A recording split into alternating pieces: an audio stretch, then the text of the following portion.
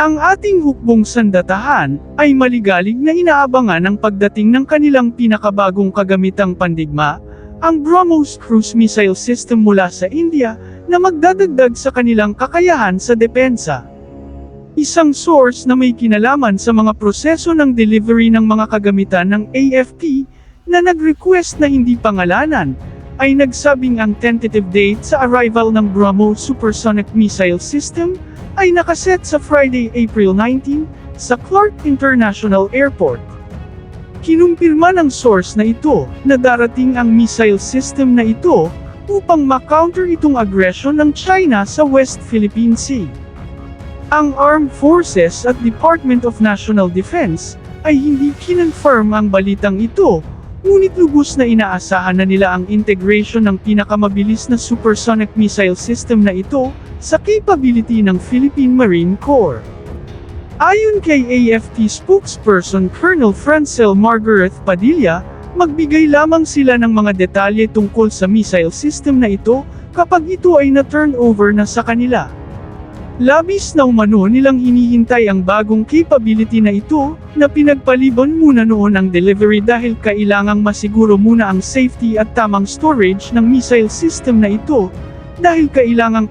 na nilang ma-integrate na nila ito sa kasalukuyang system network ng hukbong sandatahan, at ma-deploy ito agad sa mga nakatago at sekretong lokasyon.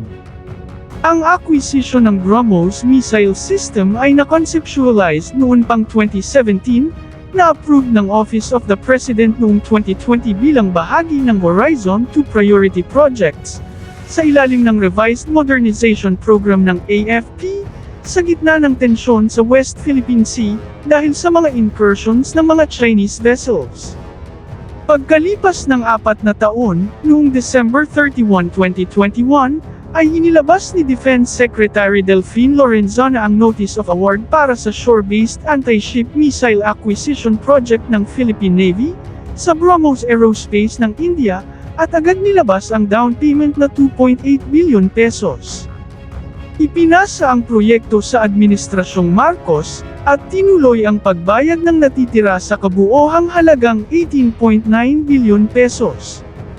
Inaasahang gagamitin ito ng ating Marine Coastal Defense Regiment, para magbigay ng deterrence laban sa sinumang susubok sa katatagan ng soberanya ng bansa, lalong-lalo na sa West Philippine Sea. Ang Philippine Army, ay ang susunod na bibili ng BrahMos cruise missile system, para sa kanilang anti-ship at anti-surface requirements, at susunod naman ang Air Force sa kanilang anti-ship deterrence requirements, at inaasahang bibili din ng mga air-launch version ng missile system na ito, para sa kanilang air-to-ground attack capabilities.